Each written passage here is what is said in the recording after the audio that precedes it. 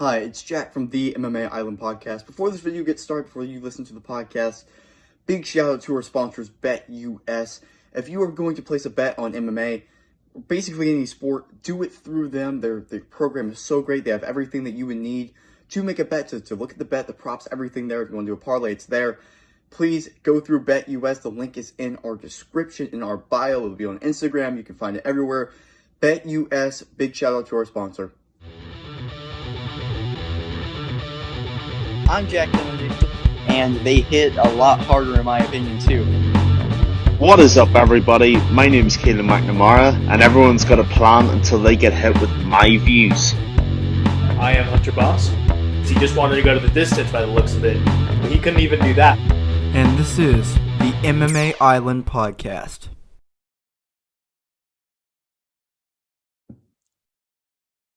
Hello, everyone, and welcome to the MMA Island podcast. I am Jack Kennedy alongside Keelan McNamara and Hunter Boss. We have a very, very, very good episode lined up for you today. Let's get started with the news. Main event review real quick. Derek Brunson versus Darren Till. Derek Brunson looks legit. Took Darren Till down in the third. Got the submission. What did you think about Derek Brunson's performance, Hunter? Can I just say, this is exactly what we thought was going to happen from both fighters.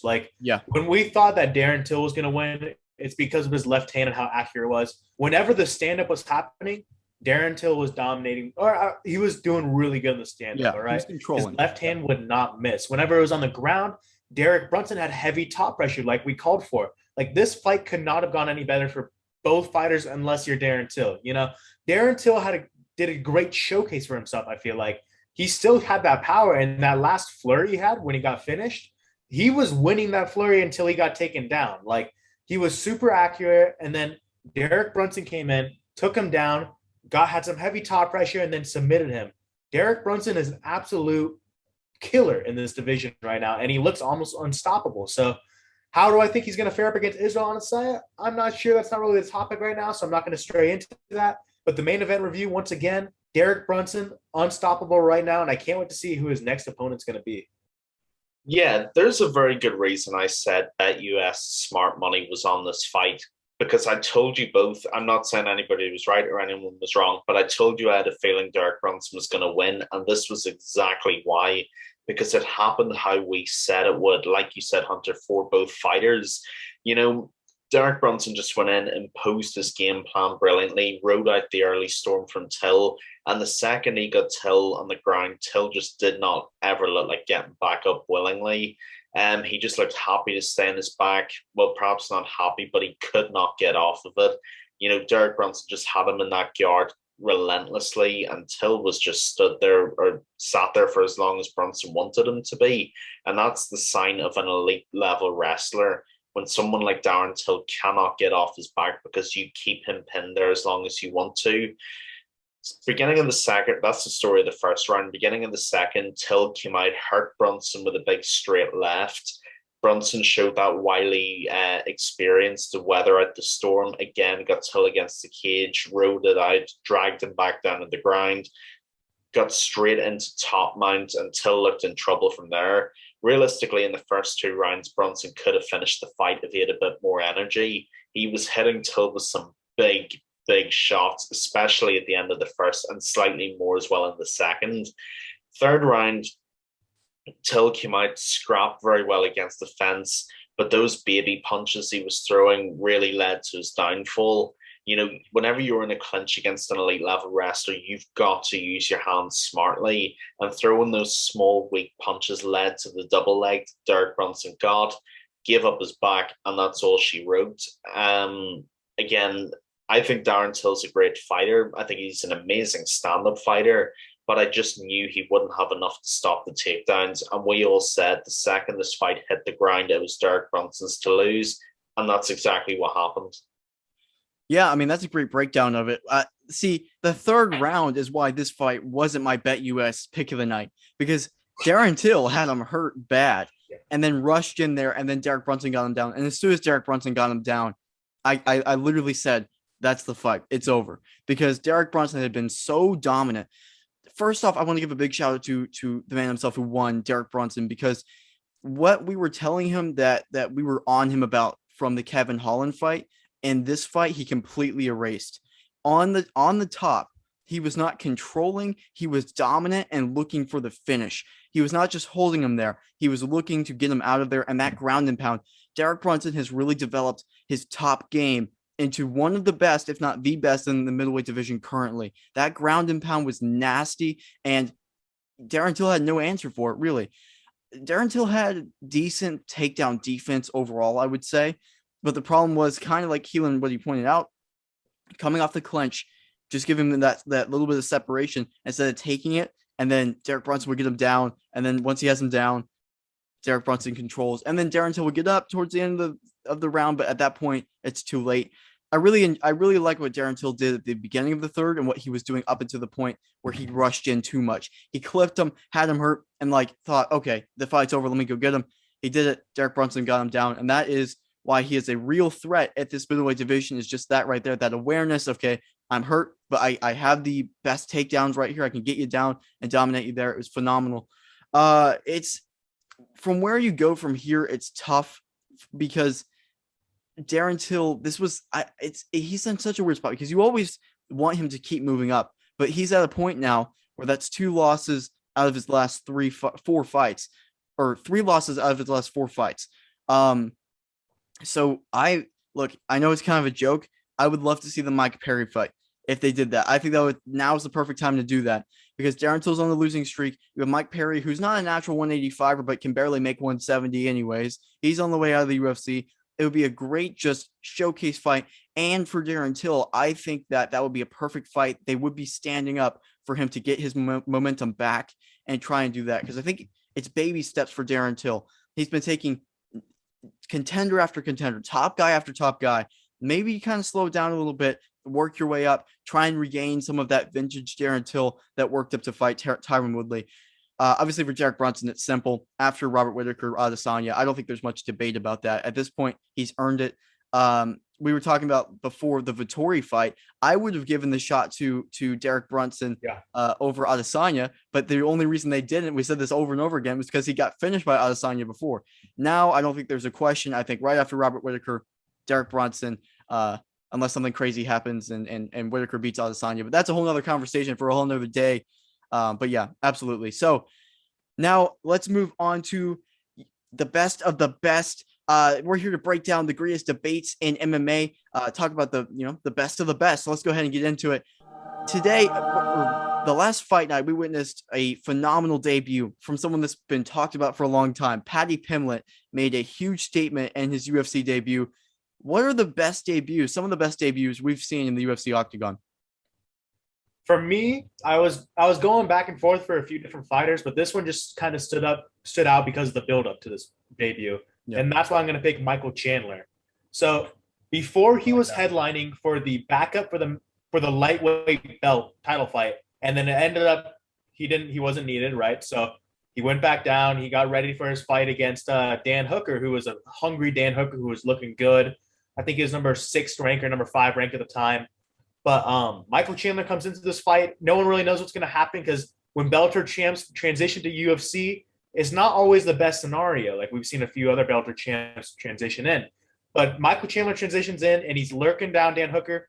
And just like that, he finishes the fight with a one-punch knockout and just flurries on top of Dan Hooker. It was amazing.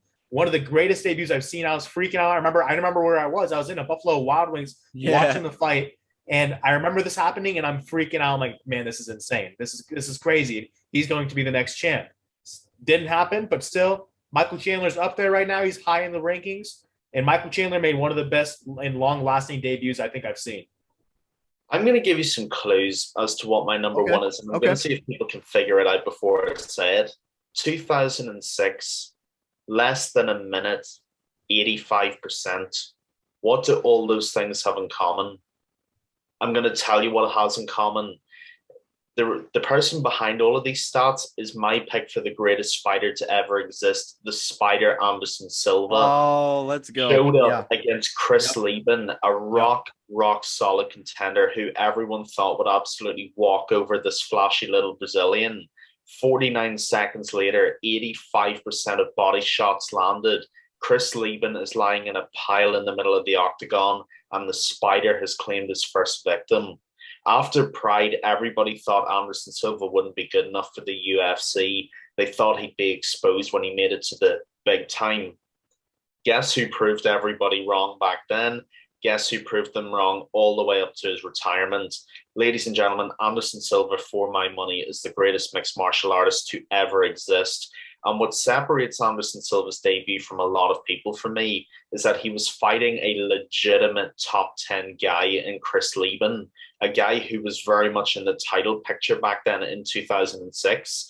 People thought they were throwing Anderson Silva to the wolves, and a guy like Chris Lieben, a guy renowned for his iron chin and his rock solid grappling, and he went in and he got absolutely run over by the Spider. 49 seconds, 85% of body shots landed. The legend of the Spider had just begun. Anderson Silva's debut for me. I absolutely love that. Did you see what Chris Lieben posted not too long ago? They said I was fighting a spider. I didn't know I was fighting a goat. I absolutely love that. And the truth is, they were throwing him against the wolves. Chris Lieben was the man, and he was for a long time after that as well. But yeah, hey, that is a phenomenal pick.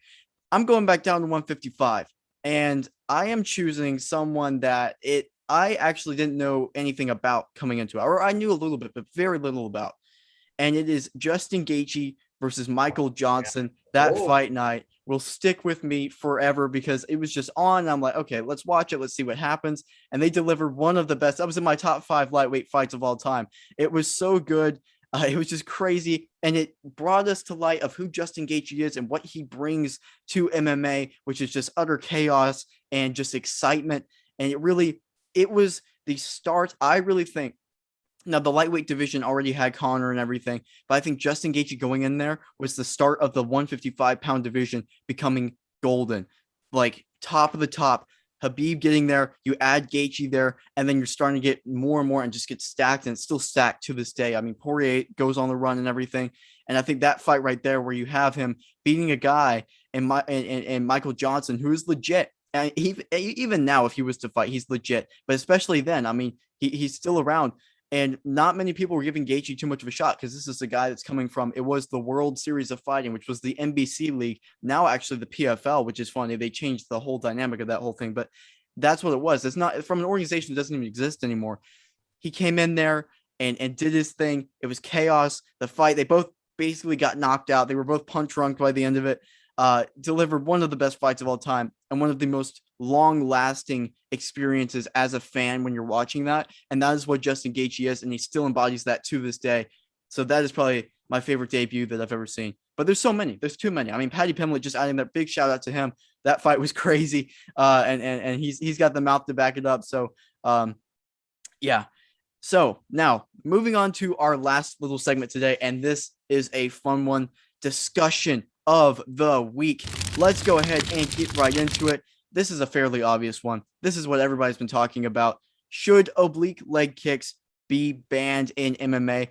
Obviously, we just saw one be used so effectively, and it's rare we actually see. I think that's the first time I've actually ever seen it. It was used and completely blew out his opponent's knee and everything. Hunter, what is your take on this? I don't think they should be banned.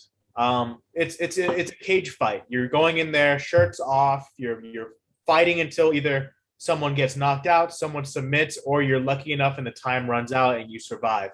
And like Jack, you just said, I think as well, it's the first time I've ever seen an oblique kick finish a fighter. So if this is the first time we're seeing it actually finish a fighter, you need precision, you need timing, you need everything for it to actually finish a fighter. Now, damaging a fighter, yes, it does. It can blow out their knee. It's terrible, the injuries that can come from it. But once again, there's so many terrible things that happen, not terrible things, but so many different dangerous things that can happen when you step in an octagon. You can get a concussion. You can break your leg. We're not going to ban leg kicks because you can break your leg. You're not going to ban punches because you can break your hand. This is an oblique kick. It's a technique. It can work. It can work sometimes. It doesn't work all the time. So no, I don't think oblique kicks should be banned. I can see why people are saying they should because it definitely causes damage. But once again, I'm going to stay strong. Oblique kicks can stay in for me. Yeah, I mean, this might not be much of a shock to people, but I'm firmly on Hunter's side on this. Like you said, this is cage fighting. This is two grown men going in, throwing everything but the kitchen sink, and sometimes the kitchen sink too at each other. If you ban a legitimate mixed martial arts technique, where does it end? Yeah. Do we ban overhands because Joanna Jacek got a hematoma? Do we ban hooks just because some people have suffered nasty cuts to the eye? If this is the beginning, where does it stop? And furthermore, further evidence for not banning the oblique kick, Modestas Bukauskas doesn't even want it banned. He gave massive credit to Khalil Roundtree, respect to Modestas for taking that loss so well, by the way. That's how you lose with grace. If one's opponent doesn't even want the technique to be banned, then quite frankly, no one has any moral authority to claim that it should be. A lot of people as well will point to the damage it does, as Hunter's just alluded to, and that's a fair enough point. But again, this is mixed martial arts. Every martial art has dangers in its own facets. Boxing, you can get knocked out. Kickboxing, you can get knocked out. Are we going to ban jiu-jitsu just because you could break your arm or you could get choked out? Again, it makes no sense to start outlawing certain parts of mixed martial arts in favor of others. There's a reason we all love the sport, and there's a reason why we love seeing every martial art technique on display. It's because they make for the most compelling fights and obviously always the best fights. Now, a lot of people will point to people like Thiago Santos, who obviously very nastily suffered with oblique kick injuries against John Jones. But again, they're legitimate mixed martial arts techniques. It's not really fair to say they should be banned just because they did damage. The point of a fight is to damage your opponent. If you don't like it, it's entirely possible the sport of mixed martial arts might not be for you in the first place. The truth is, at the end of the day, we have to be blunt and we have to be fair about this. Fighters know what they sign up for, and fighters know what they agree to every time they enter the octagon. If they don't have an issue with it, I'm struggling to see why you should. Okay.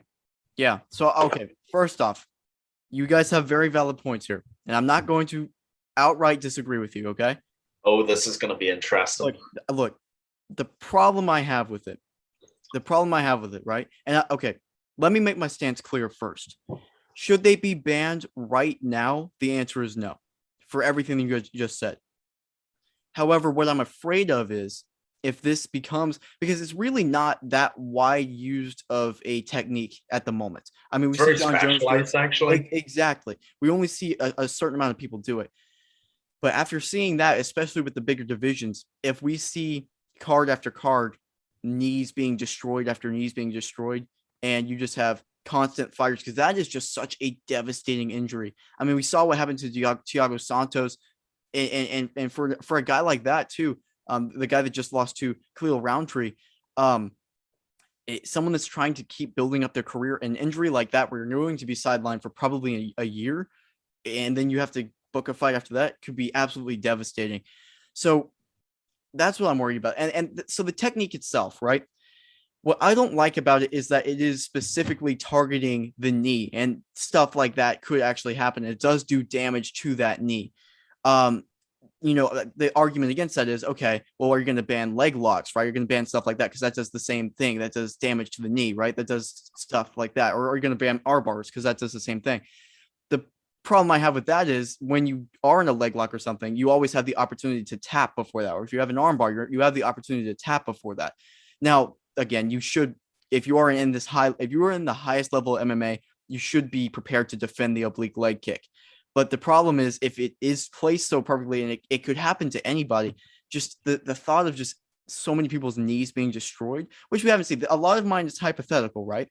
If more and more people's knees get destroyed like that and you have them being sidelined, that's the biggest issue I have with it, because you're taking away someone's, like, that could be their opportunity, and you're injuring them and you're sidelining them, and then they might not never be the same after that.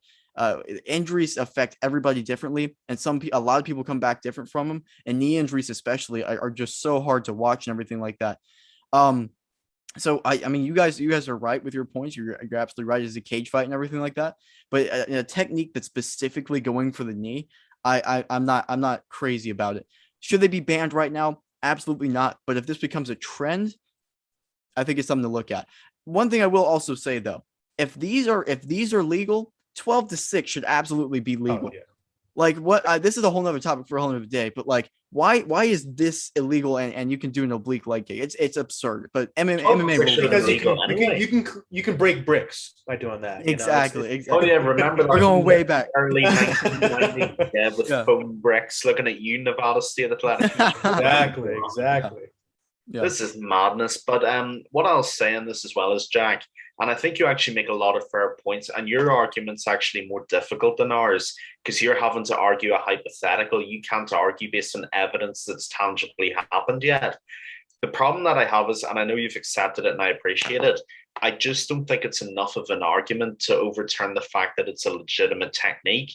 If it was something like, I don't know, an eye poke, which was intentionally debilitating your opponent, I think that's a different conversation.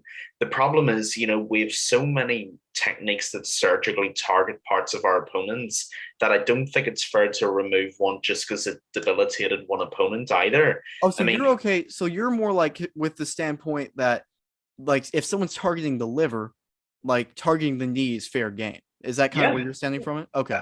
I think it kind of is because, again, a lot of the onus falls on the opponent to defend those techniques. And you did acknowledge that, which is a very fair point. And the problem is as well, the point I was just making there, if we just start picking and choosing which techniques we outlaw and which techniques we don't, where does it begin and where does it end? And again, the problem is, again, with the oblique argument, I don't think it's necessarily, being nasty or it's underhanded in trying to destroy your opponent.